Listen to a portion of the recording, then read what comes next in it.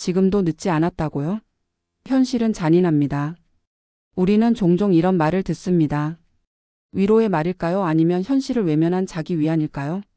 인생 60 이제부터가 진짜 시작이라는 말도, 퇴직 후 30년 인생이 남았다는 조언도 결국은 준비된 사람에게만 유효합니다. 냉정히 말해 지금 준비가 되어 있지 않다면 그 다음은 결코 쉽지 않습니다. 많은 사람들이 퇴직 후 뒤늦게 노후를 준비하려 합니다. 하지만 이미 은퇴가 시작되었고 고정소득이 끊긴 시점이라면 가능한 선택지는 생각보다 많지 않습니다. 돈은 줄고 건강은 예전 같지 않고 일자리는 없으며 가족과의 관계도 새로운 국면을 맞이합니다.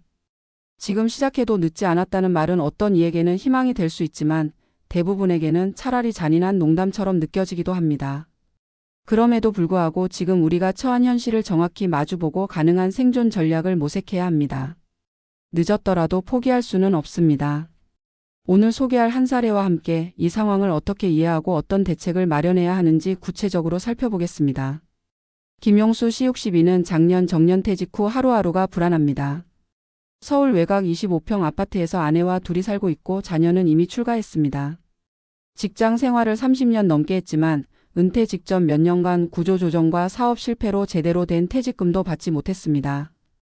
월 고정 수입은 국민연금 85만 원.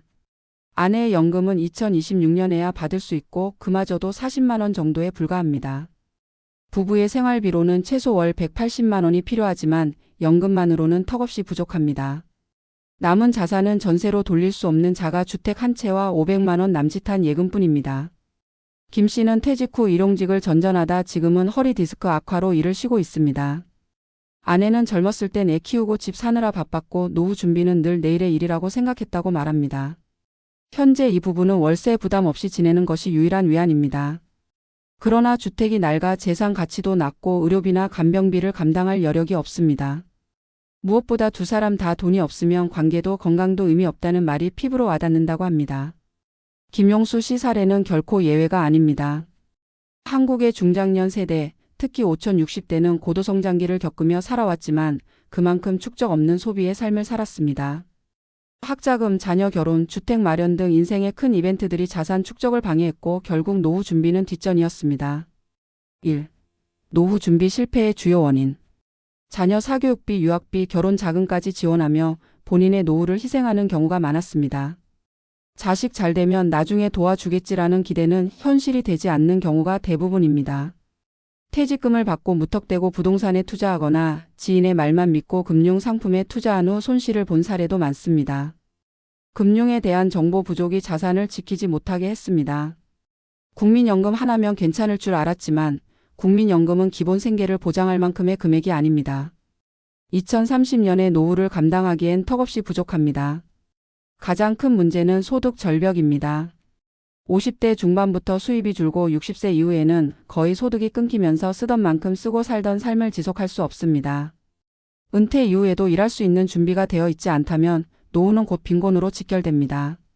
그렇다면 지금 이 글을 읽고 있는 당신이 55세든 60세든 65세든 간에 어떤 준비를 시작해야 할까요?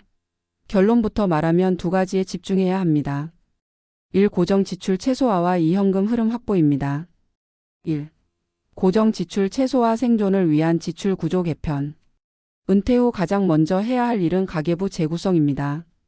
지출을 최소화하지 않고는 절대 노후를 유지할 수 없습니다. 그 중에서도 고정비 절감이 가장 중요합니다. 자가주택이 있더라도 유지비용이 너무 크다면 과감히 다운사이징을 고려해야 합니다. 예를 들어 도심 아파트를 팔고 지방의 공공임 대주택으로 옮기거나 은퇴자 맞춤형 주거시설로 이주하는 것도 방법입니다. 중복되거나 불필요한 보험이 많습니다. 실손보험 하나만 유지하고 과도한 종신보험이나 CI보험은 정리하세요. 특히 은퇴 후엔 현금 흐름이 생명입니다. 자녀가 독립했다면 더 이상 사교육비나 결혼자금, 주택자금 등을 지원하지 마세요. 그 돈은 당신의 생존비입니다. 2. 현금 흐름 확보, 작은 소득이라도 만드는 법. 지금이라도 돈을 벌 수 있어야 합니다. 그것이 하루 5만 원짜리 일용직이든 월 30만 원의 재능 판매든 상관없습니다. 핵심은 꾸준히 들어오는 현금 흐름을 확보하는 겁니다. 재능 공유와 소소한 수입. 지금의 60대는 과거의 60대가 아닙니다. 유튜브 편집, 스마트폰 활용법 강사, 동네 글쓰기 교실 운영 등 자신이 해온 일을 기반으로 소소한 재능 수입을 올릴 수 있습니다. 1인 자영업 단기 근로. 지자체의 노인 일자리 사업, 단기 보조 강사, 경비직, 택배 분류 등 체력에 맞는 일을 선별하세요. 중요한 건 지속 가능성입니다. 몸이 버텨야 수입이 유지됩니다. 임대 수입 또는 자산 활용. 전세 전환이 가능하다면 임대 수익을 확보하세요. 주택 한 채가 있다면 그것을 현금으로 바꾸는 영목이지론 등도 고려할 수 있습니다. 단 금융 상담을 반드시 받으세요. 현실은 냉정합니다. 지금이 늦었다는 걸 부정할 수는 없습니다.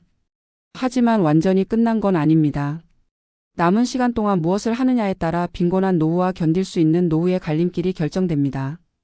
지금 당장 해야 할 일은 단 2가지입니다. 1.